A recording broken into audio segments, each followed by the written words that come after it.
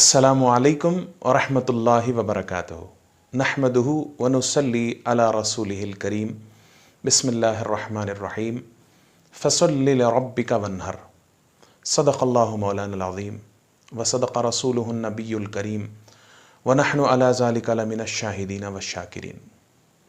मोहतरम नाज़रीन, सामईन, आप तमाम हज़रात को माह हज की मुबारकबाद मेरी तरफ़ से कबूल कीजिए और मैं दुआ करता हूँ कि अल्लाह तबारक व तआला हम सब को इस महीने की सआदतें बरकतें नसीब फरमाए।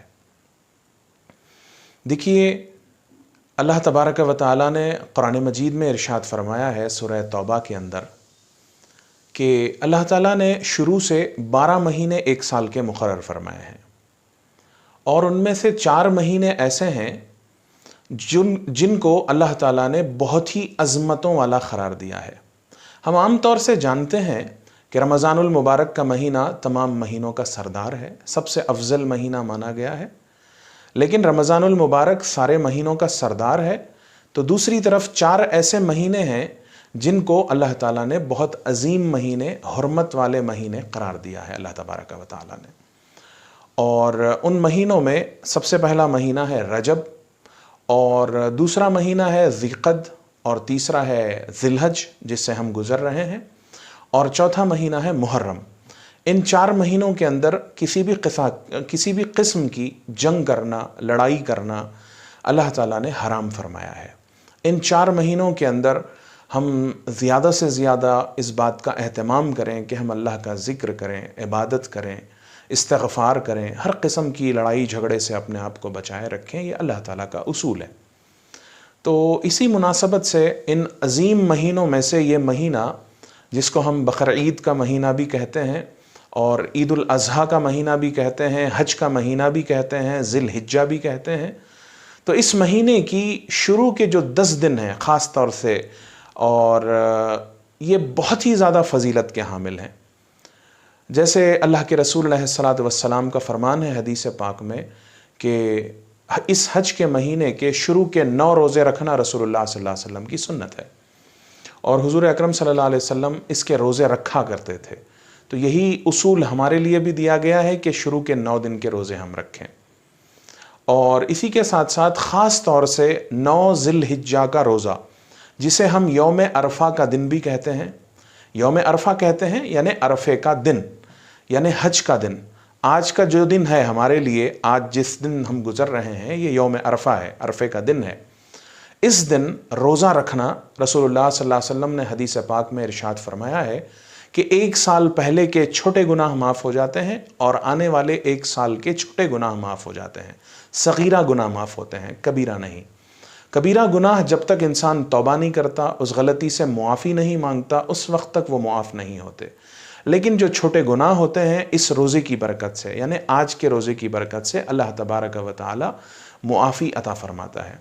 और इसी के साथ साथ आज के दिन सदक़ा करना, खैरात करना, अल्लाह को याद करना, ज़िक्र करना, इबादत करना, नफ़ल पढ़ना, ये सारे काम हमारे लिए जो है मसनून बनाए गए हैं। अल्लाह के रसूल अलैहिस्सलाम ने हमें एक तरीक़ा सिखाया है।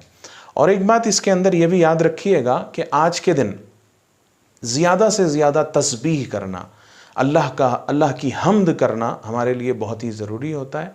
जैसे एक हदीस पाक में आता है कि रसूलुल्लाह सल्लल्लाहु अलैहि वसल्लम ने इरशाद फरमाया है कि आज के दिन यानी यौम अरफ़ा के दिन जो एक मशहूर तस्बीह है, ला इलाहा इल्लल्लाहु वहदहु ला शरीका लहू लहुल मुल्क व लहुल हम्दु व हुवा अला कुल्ली शैइन क़दीर, इसको जितनी कसरत से हो सके पढ़ें।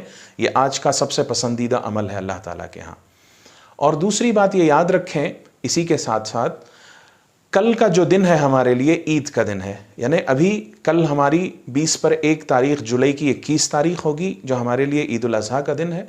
इस साल कोविड प्रोटोकॉल की वजह से, कोविड पेंडेमिक होने की वजह से, कोरोना की वजह से ईदगाह में नमाज़ पढ़ी नहीं जा रही है। हुकूमत के गाइडलाइंस हैं, उसूल हैं, तो लिहाजा हम मस्जिदों में नमाज़ पढ़ेंगे। हुकूमत के गाइडलाइंस के मुताबिक 50% लोग मस्जिद में गैदर हो सकते हैं, जमा हो सकते हैं। तो इंशाअल्लाह ताला जो है कल मसाजिद में हमारे यहाँ शहर में, अतराफ़ अकनाफ़ सब इलाक़ों में ईदगाह की बजाय मस्जिदों में नमाज होगी और मुख्तसर लोगों के साथ, 50% लोगों के साथ। اور اسی لیے جو ہے مسجدوں میں اس بات کا اہتمام کیا گیا ہے کہ 101 کی بجائے 2-3 جماعتیں کی جائے تاکہ لوگوں کو سہولت ہو سکے، اور کرونا کے پروٹوکول کو بھی باقاعدہ پابندی سے رکھا جائے۔ اسی لیے حکومت نے یہ بھی گائیڈ لائنز دیے ہیں کہ جو ہے ماسک کا لگانا کمپلسری ہے، مسجد آئیں تو ضرور ماسک لگا کے آئیں، اور وضو بنائیں تو اپنے گھر میں بنا کے تشریف لائیں، اور سینیٹائزر کا استعمال کریں، لوگوں سے ڈسٹنس کو مینٹین کریں، اور اسی کے ساتھ ساتھ لوگوں سے مصافحہ، معانقہ، گلے ملنے سے بھی احتیاط کریں۔ ایک بات یاد رکھیے، موت و حیات اللہ کے ہاتھوں میں ہے۔ اگر بیماری آنی ہے تو ضرور آگے رہے گی، لیکن احتیاط کرنا بھی یہ اللہ کا حکم ہے، رسول اللہ صلی اللہ علیہ وسلم کی تعلیمات ہیں۔ لہٰذا ہماری ذمہ داری بنتی ہے کہ ہم اپنے آپ کو بھی صحت مند اور ہیلتھی رکھیں، اور دوسروں کا بھی خیال رکھیں۔ اور اسی کے ساتھ ساتھ یہ بھی بات یاد رکھیں کہ عید کے دن روزہ رکھنا ناجائز و حرام ہے۔ بہت سے لوگ یہ سمجھتے ہیں کہ عید کے دن روزہ رکھنا افضل ہوتا ہے۔ نہیں، عید کے دن روزہ رکھا نہیں جا سکتا۔ اسی لیے ایک حدیث پاک میں آتا ہے کہ رسول اللہ صلی اللہ علیہ وسلم نے فرمایا، عید الفطر، رمضان المبارک کے جو خطبے کا دن ہوتا ہے، عید کا دن ہوتا ہے، اس دن روزہ رکھنا، فاسٹنگ کرنا ناجائز ہے۔ اسی طرح بقرعید یعنی عید الاضحیٰ کے دن بھی روزہ رکھنا منع کیا گیا ہے۔ اور عید الاضحیٰ میں خاص طور سے ایک اور بھی بات یاد رکھیں، عید الاضحیٰ میں ایام تشریق جو ہوتے ہیں، یعنی 9 ذی الحجہ کی صبح فجر کی نماز سے جو تکبیرات ہم پڑھتے ہیں، اللہ اکبر اللہ اکبر اللہ اکبر، لا الہ الا اللہ اللہ اکبر وللہ الحمد، اس کو ہم جو تکبیر کہتے ہیں، ہر فرض نماز کے بعد 1 مرتبہ پڑھنا واجب قرار دیا گیا ہے۔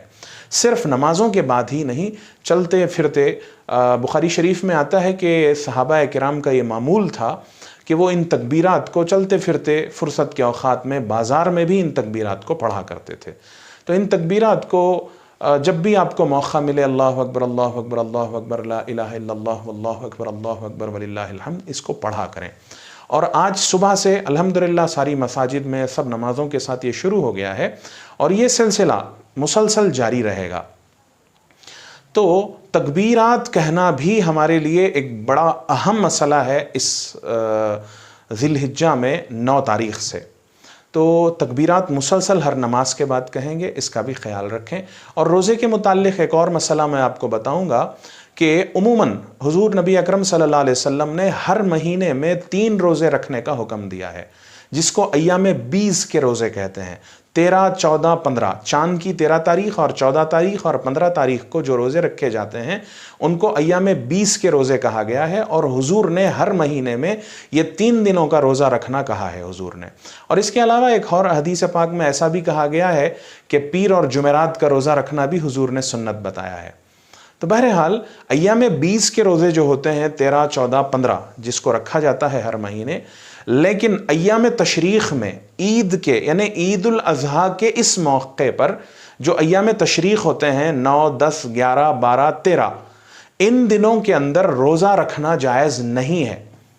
اور یہ حدیث امام احمد حنبل نے اپنی مسند میں روایت کیا ہے، اور یہ سندن صحیح حدیث ہے۔ یہ رسول اللہ صلی اللہ علیہ وسلم نے اعلان کروایا کہ ایام تشریق میں کوئی بھی روزے نہ رکھیں، بلکہ کھائیں پیئیں، خوشی منائیں، خود بھی کھائیں، غریب لوگوں تک کھانا پہنچائیں۔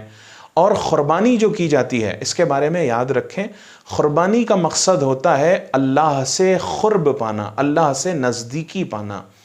یہ جانوروں کو قربان کرنا مقصد نہیں ہے اس کا، بلکہ اللہ کے حکم کی تعمیل کرنا اس کا مقصد ہے۔ اور قربانی کرنے کے بعد اس قربانی کے گوشت کو باقاعدہ سب سے پہلے اپنے غریب رشتہ داروں تک پہنچائیں، غریب پڑوسیوں تک پہنچائیں، اپنے لوگوں تک پہنچائیں، اس کو ضائع نہ کریں۔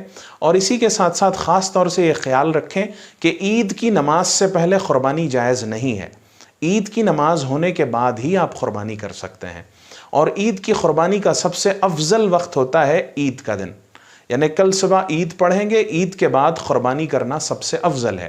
لیکن عید کا وقت، عید کا دن اور اس کا دوسرا دن اور تیسرے دن عصر تک اس کا وقت باقی رہتا ہے، لیکن سب سے افضل قربانی کا وقت عید کا دن ہی ہوتا ہے۔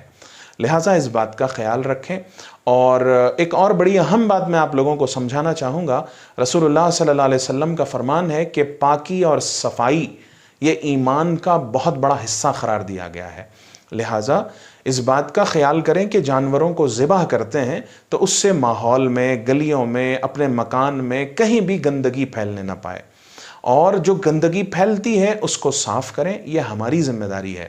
اکثر لوگ یہ سوچتے ہیں کہ ہم نے اپنا کام کر لیا، بقیہ باہر کا پاک کرنا دوسروں کا کام ہے۔ رسول اللہ صلی اللہ علیہ وسلم نے ارشاد فرمایا ہے کہ راستے میں پڑی ہوئی تکلیف دینے والی چیز کو ہٹا دینا بھی صدقہ ہے۔ یہ اللہ کے رسول کی تعلیمات ہیں۔ اپنی گلیوں کو صاف رکھیں، اپنے مکان کو صاف رکھیں، ذبح کرنے کی جگہ کو صاف رکھیں، پاک رکھیں۔ پاک و صاف رہنا اور پاک و صاف رکھنا اور پاک و صاف ماحول میں رکھنا، یہ رسول اللہ صلی اللہ علیہ وسلم کی تعلیمات ہیں۔ لہٰذا اس بات کا خاص طور سے خیال رکھیں، پاکی صفائی کا بہت خیال رکھیں۔ کل ہمارے ہاں مختلف مساجد میں الگ الگ وقت پر نماز کا وقت طے کیا گیا ہے۔ شہر قدری میں 6:30 بجے، 7 بجے، 7:30، 8، تو اس طرح مختلف جگہ مختلف موقعوں پر اپنے حساب سے نماز کا وقت رکھا گیا ہے۔ ہمارے ہاں مسجد شہمیریہ میں 2 مرتبہ نماز کا اہتمام کیا جا رہا ہے۔ انشاءاللہ پہلی جماعت ٹھیک 7 بجے کھڑی ہو جائے گی، فجر میں 7 بجے، عید کی نماز 7 بجے ٹھیک کھڑی ہو جائے گی۔ انشاءاللہ تعالیٰ 7 بجے میں امامت کروں گا، اور انشاءاللہ دوبارہ 8 بجے دوسری جماعت مسجد شہمیریہ قدری میں کی جائے گی۔ تو اس وقت کا اہتمام کرتے ہیں، وقت سے پہلے تشریف لائیں، نماز میں شریک رہیں، عبادت میں شریک رہیں۔ اور ایک اور بھی حدیث پاک میں آتا ہے کہ عید الاضحیٰ کے دن جو عید کی نماز کے بعد کھجور کھانا سنت ہے۔ عید سے پہلے اگر ناشتہ نہ کریں، کوئی چیز نہ کھانا افضل ہے، عید کے بعد استعمال کریں۔ ہاں البتہ اگر کوئی بیمار ہے، مریض ہے، ڈائبٹک پیشنٹ ہے تو اس کے لیے منع نہیں ہے، وہ کھا سکتا ہے، لیکن جو لوگ سنبھال سکتے ہیں، برداشت کر سکتے ہیں، وہ لوگ سب سے پہلے عید کی نماز ادا کریں، پھر اس کے بعد اپنا ناشتہ وغیرہ کر سکتے ہیں، قربانی کر سکتے ہیں۔ اور قربانی کے بارے میں یہ خیال رکھیں کہ جانور کا صحت مند ہونا ضروری ہے۔ اس کی سینگ ٹوٹی ہوئی نہیں ہونی چاہیے، وہ لنگڑا نہیں ہونا چاہیے، وہ کانا نہیں ہونا چاہیے، اس کا کان پورا کٹا ہوا نہیں ہونا چاہیے، بالکل بیمار اور لاغر و کمزور نہیں ہونا چاہیے۔ قربانی کا جو جانور ہوتا ہے وہ اچھی کوالٹی کا ہونا چاہیے، افضل کوالٹی کا ہونا چاہیے۔ اور یہ بھی بات یاد رکھیں کہ قربانی ہر شخص جس کے پاس سہولت ہو اس کے لیے قربانی کرنا اس پر واجب ہے۔ ہمارے ہاں قربانی کرنے کے معاملے میں بڑی لاپرواہی کی جاتی ہے، اس سے بہت بچنے کی ضرورت ہے۔ ایک حدیث میں رسول اللہ صلی اللہ علیہ وسلم نے بڑے سخت الفاظ بیان فرمائے ہیں کہ نبی اکرم صلی اللہ علیہ وسلم نے ارشاد فرمایا کہ جو طاقت اور سہولت ہونے کے باوجود قربانی نہ کرے یا قربانی نہ کرتا ہو وہ ہمارے عیدگاہ میں نہ آئے، یعنی وہ ہمارے ساتھ نماز پڑھنے کے لیے نہیں آئے۔ یعنی حضور نے سمجھانے کے لیے، تاکید کرنے کے لیے یہ بات کہی ہے۔ تو لہٰذا اس بات کا خیال رکھیں کہ عید کے دن سب سے افضل عبادت ہے اللہ کی تکبیر بیان کرنا، پاک و صاف ہونا، غسل کرنا، اور عید کی نماز میں شریک ہونا، توبہ استغفار کرنا، صدقہ کرنا، خیرات کرنا، دعائے خیر کرنا، غریب لوگوں تک اپنی قربانی کے گوشت کو تقسیم کرنا، ضرورت مند لوگوں تک کپڑے پہنچائیں، ضرورت مند لوگوں کے ہاں اناج پہنچائیں، ان کے ہاں بھی عید کی خوشیاں لائیں۔ خاص طور سے اپنے غریب رشتہ داروں کا خیال کریں، غریب پڑوسیوں کا خیال کریں، اپنے محلے کے لوگوں کا خیال کریں۔ ان چیزوں کا خیال رکھتے ہوئے عید کو مکمل کریں۔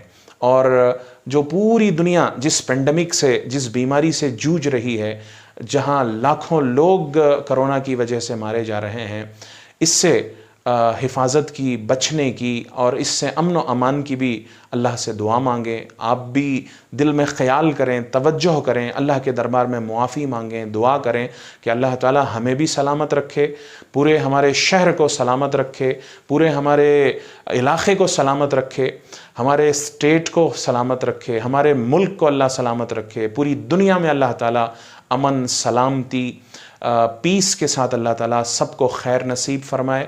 سب مل جل کر اتحاد سے، اتفاق سے، امن سے، سلامتی سے دنیا میں سب سکون سے رہیں، ایسی دعا مانگیں۔ ہم یہی خواہش کرتے ہوئے میں آپ تمام لوگوں کو عید الاضحیٰ کی مبارکباد دیتے ہوئے اپنی بات کو ختم کرتا ہوں۔ السلام علیکم ورحمۃ اللہ وبرکاتہ۔